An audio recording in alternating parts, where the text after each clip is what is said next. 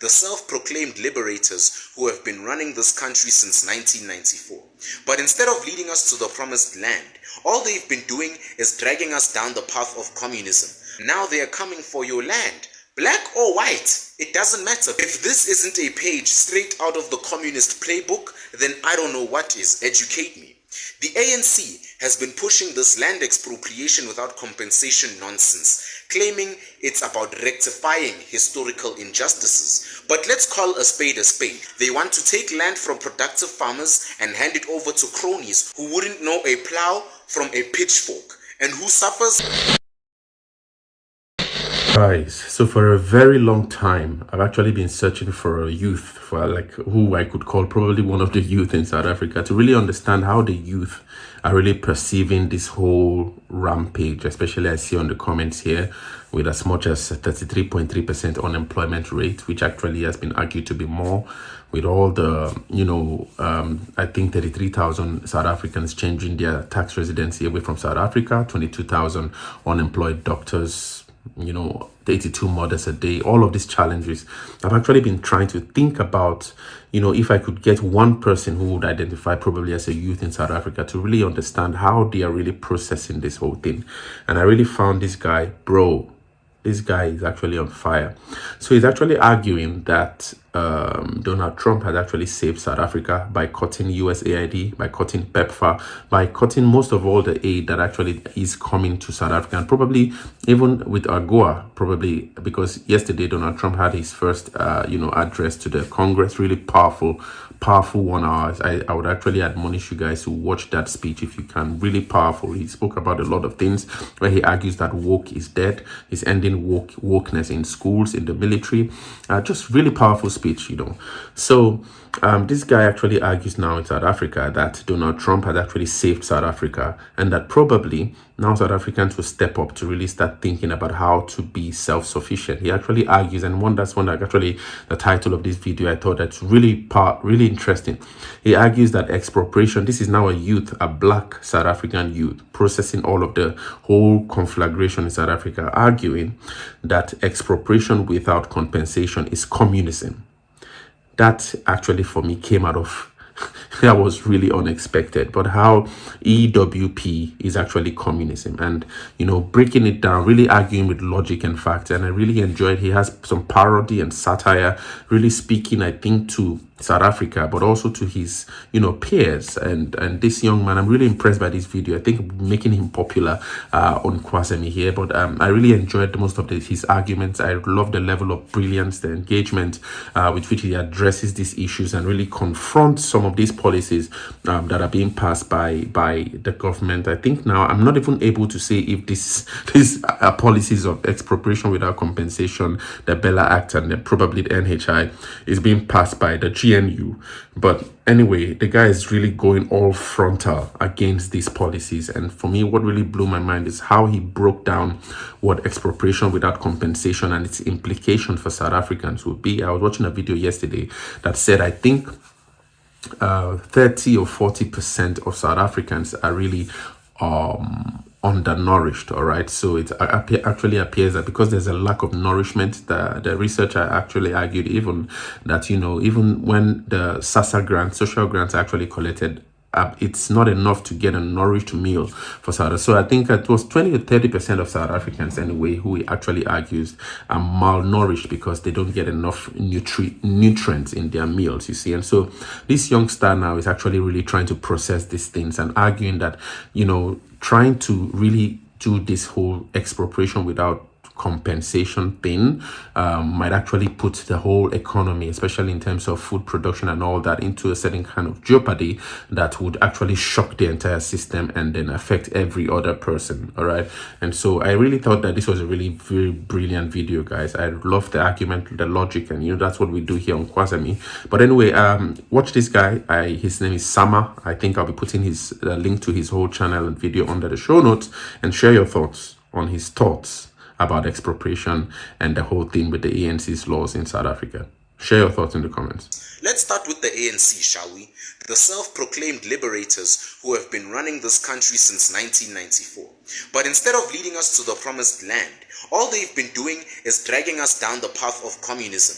First it was the grants, a little something to keep the masses happy, while the comrades lined their pockets. Now they are coming for your land. Black or white, it doesn't matter. Colored, whatever race you are. Whatever race you are, it doesn't matter. If this isn't a page straight out of the Communist Playbook, then I don't know what is. Educate me. The ANC has been pushing this land expropriation without compensation nonsense, claiming it's about rectifying historical injustices. But let's call a spade, right? This is nothing more than a power grab. They want to take land from productive farmers and hand it over to cronies who wouldn't know a plow from a pitchfork. And who suffers? The ordinary South African who just wants to put food on the table. Now, in steps Elon Musk, our very own export to the world. The man who gave you Tesla, SpaceX, and a glimmer of hope that not all South Africans are content with mediocrity. Elon sees what's happening back home and isn't afraid to call it out. He knows that this land expropriation madness is nothing but a fast track to turning South Africa into another Zimbabwe.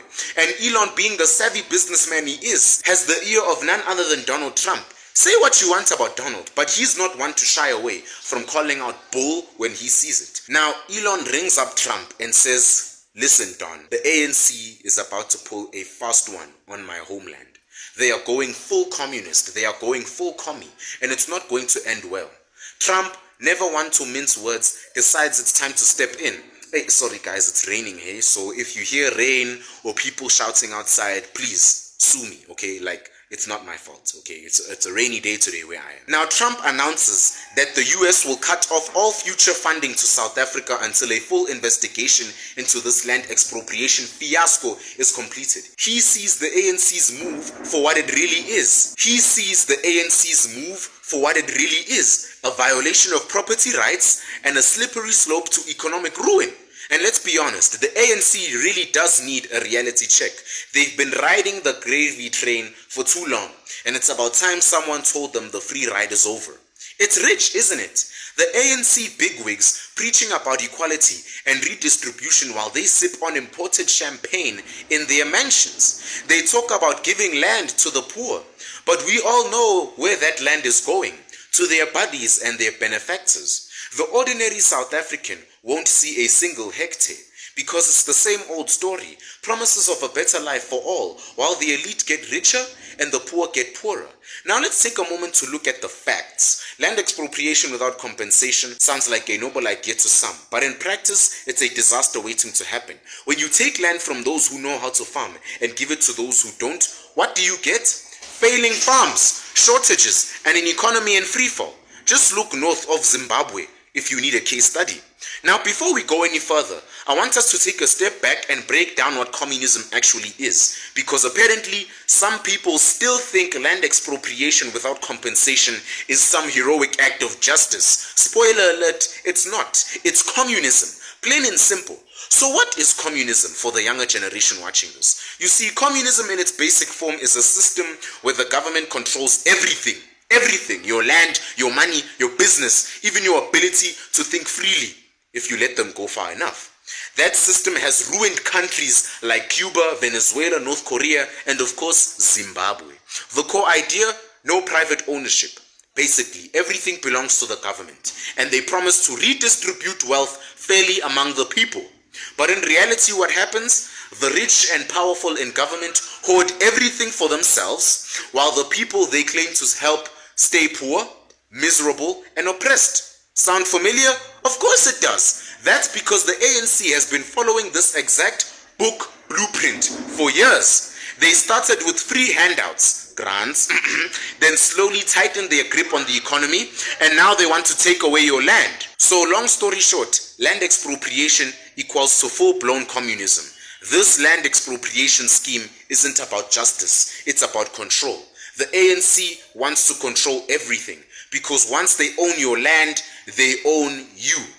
You. Just think about it. If the government decides who gets land and who doesn't, then they sure as hell will decide who gets land and who doesn't. They sure as hell will decide who thrives and who starves. This is how dictators are made. This is how dictatorships are made. Once private ownership is gone, you will depend on the government for survival. And when people depend on the government, they become easier to control as a population. That is why every communist regime starts with land seizures. And every time it leads to nothing but economic collapse, mass poverty, and eventually violence. Let's be real. The ANC doesn't want to give land to the people. They want to give it to who? Themselves. This isn't just about helping struggling farmers or fixing the past. It's about stealing assets, rewarding their comrades, and consolidating power. If this was really about justice, they would have figured out a proper, fair way to redistribute land years ago. Instead, they ignored the issue for decades and are now using radical communism to justify a government land grab. And guess what? The world sees right through it. Investors, economics, and even Donald Trump himself saw what was happening and called it out. He's a businessman. He knows what he sees. Trump knew that this was a slippery slope to disaster, and he sure as hell wasn't going to let it slide. This is why Trump cut US aid to South Africa, because he knew the ANC was trying to pull a fast one, and he wasn't going to let them get away with it. He wasn't going to let the ANC scam South Africa. If he didn't step in, South Africa would be closer to becoming a full-blown communist disaster. Now let's talk about Zimbabwe, because apparently people need a history lesson. Mugabe did the exact same thing in the early 2000s. He took land from the white farmers, gave it to his political allies, not the people. And within a few years, Zimbabwe's economy collapsed. Farms failed. Food shortages skyrocketed. The currency became worthless. People starved, while the government elite lived like kings and queens. And guess what? Zimbabwe had to beg those same farmers to come back years later because the country couldn't produce enough food. Now tell me, why would South Africa repeat the same mistake? Because the ANC doesn't care about its people. They care about power. That's what they are there for. This is why Trump stepped in. He saw the warning signs. He saw the ANC following the Communist Playbook, and he knew the world couldn't afford another Zimbabwe situation. South Africa doesn't need more government control. South Africa needs more freedom, more entrepreneurship, and more opportunities. If anything, it needs a pro-capitalist country, not some corrupt government hoarding everything for itself. And that's exactly why Trump saved South Africa, by cutting off funding and putting international pressure on Cyril Ramaphosa and his communist goons. And for that, South Africans should be thanking him. Property rights are the bedrock of any free and prosperous society. When the government can take your property without any compensation, you are no longer a citizen, you are a serf. The ANC's move undermines the very foundation of our democracy and sets a dangerous precedent. Today it's land, tomorrow who knows? Your business, your home, your children, your very freedom could be next. It's a strange world we live in, when a tech billionaire and a brash American president are the ones standing up for South Africa's future. But here we are. Elon Musk, despite his quirks, sees a bigger picture. He knows the innovation and progress can't thrive in a country where property rights are trampled. And Trump, for all its faults, understands that economic freedom is essential for prosperity. And what does the ANC do in response? They deny, deflect, and play the victim. They accuse Trump and Musk of meddling in South Africa's affairs and business, of not understanding the complexities of our country. But it's not about history, it's about the future. The ANC's policies are leading us down a dark path, and you know it.